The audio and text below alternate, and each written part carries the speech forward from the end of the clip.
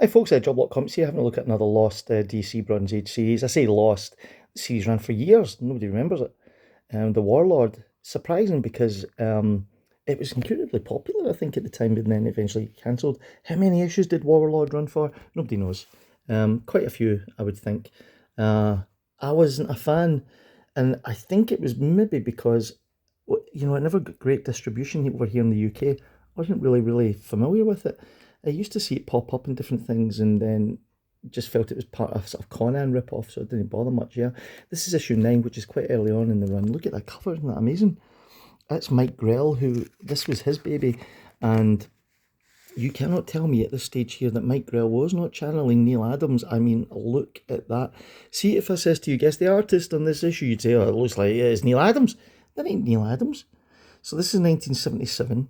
I think Warlord had first appeared in first issue special at DC Comic. I think it was the only idea that came from that series, that short-lived series, that had any traction. Because then Warlord, look at that two-page spread. He's doing a Kirby there, isn't he?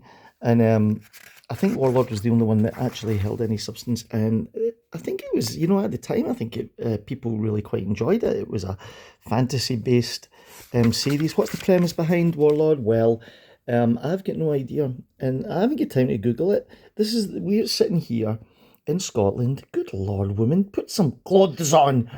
We're sitting here in Scotland, and we've just got dumped out the World Cup. I don't think there's much chance of Scotland getting through to the next stages. It will take a bit of a miracle for Scotland to qualify for the next round. And Brazil, I mean, it's Brazil in it. They hammered us 3-0.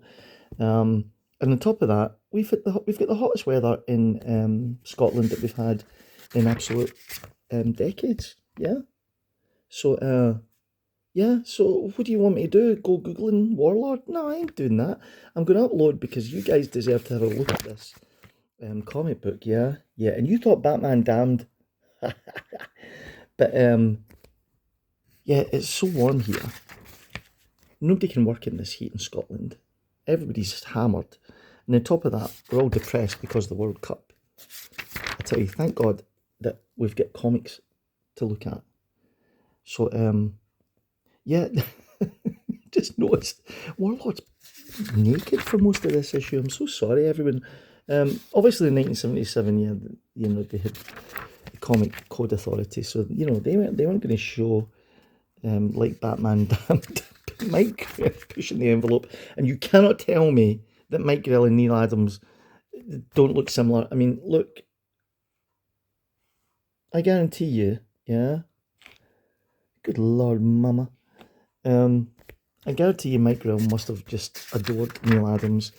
I mean, look at that. Is there a thing about Warlord where he's actually from, like, our time? Was he not kind of, was he a kind of fish out of water story Warlord, wasn't it? Like, maybe like John Carter or Flash Gordon or something, where he's just like a normal Joe and he gets dropped into this wayward world. This butterfly lady has practically nothing on. So this whole comic, if it was done by heavy metal, they'll have been naked. Dear Denny, consistent. That's the only way to describe Mike Grell's work on Warlord. Both story and art are constantly filled with action, excitement, and suspense. Travis Morgan's return to Scartaris encompassed 2 points. I'm meeting with Machista. Oh, I've got no idea. Who wrote this? It was Mike White. Hey, Mike. And it takes women a long time to get dressed for anything, don't you? Only kidding, honest. Actually, Mike's keeping even us in the dark about the way time works in Scartus.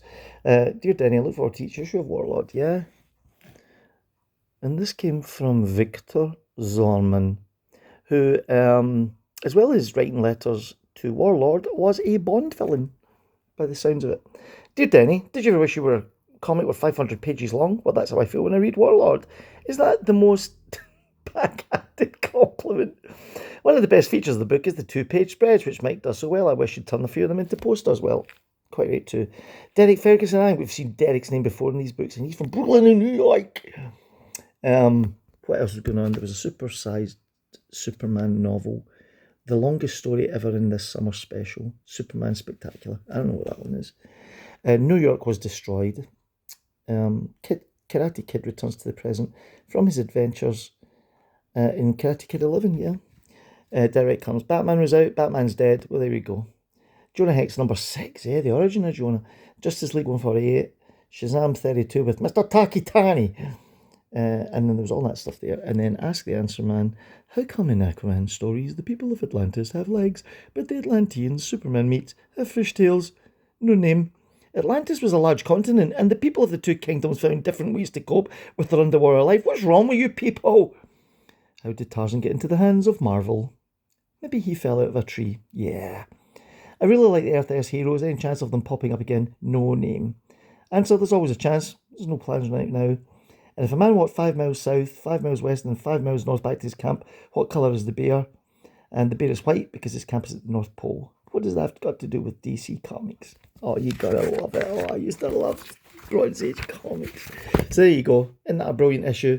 Hope you enjoyed looking at that. If you're a fan of Warlord, let me know, and I'll see you all tomorrow. Subscribe to the channel. Say a wee prayer for Scotland to get through, and I'll see you next time.